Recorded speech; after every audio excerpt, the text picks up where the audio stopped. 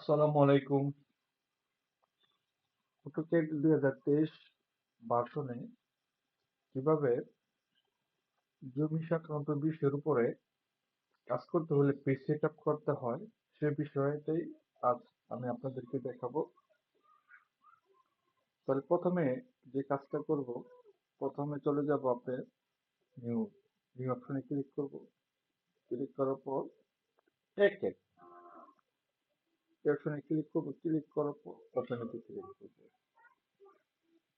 তারপর কিবোর্ডে টাইপ করব ইউএন, ইউনিট সেটআপ করব।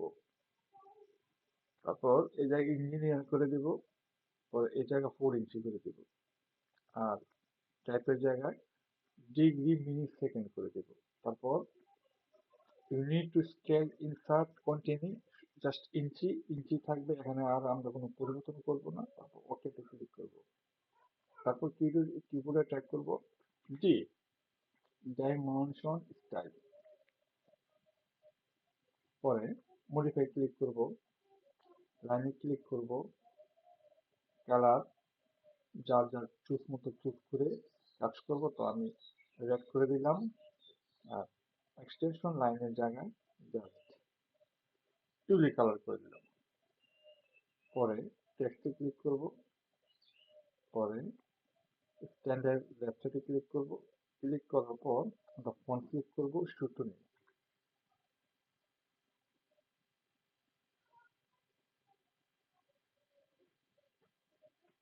শুটনি শুটনি কোথায় শুটনি?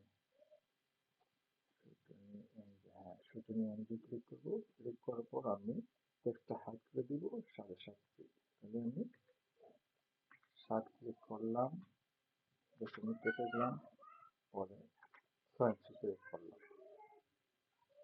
চাইলে নিউ করতে পারি, তো আমি জাস্ট একটা এখানে সেট কারেন্ট ক্লিক করবো।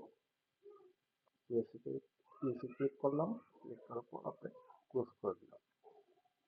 তারপর প্রাইমারি ইউনিট এখানে আমি ইঞ্জিনিয়ার করে দিলাম। তারপর পরিচি করে দিলাম। আর টেক্সটের জায়গা অ্যালাইন উইথ ডাইমেনশন লাইন এখানে ক্লিক করলাম।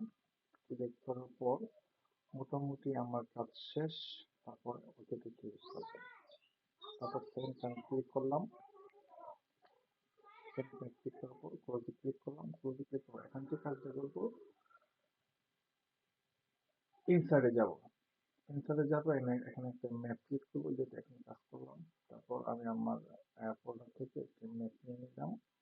তারপর ওকেতে ক্লিক করলাম। ওপেনে ক্লিক করলাম। ওপেনে ক্লিক করার পর তারপর যেহেতু এটা 16 ইঞ্চিতে 1 মাইল, তো স্কেলের জায়গায় আমি 3960 লিখে দিলাম। লিখে দেওয়ার পর আমি ইন্টারে ক্লিক করলাম। ইন্টারে ক্লিক তারপর মাউস দ্বারা লেফট থেকে ক্লিক করলাম। ক্লিক করার পর আমি কিবোর্ড থেকে যে স্পেস করব, জুম, তারপর কিবোর্ড ই ই ট্যাপ করার পর আমি এন্টার চাপ দিব। জাস্ট ম্যাপটা ইনসার্ট হয়ে গেল। তারপর একটা কাজ করব, আমি মাউসের লেফট থেকে ক্লিক করার পর আমি ইউসি আইকন সেটিং, সেখান থেকে আমি এটা উঠিয়ে দিব। Show US icon to origin, এটা ক্লিক করে উঠিয়ে দিলাম।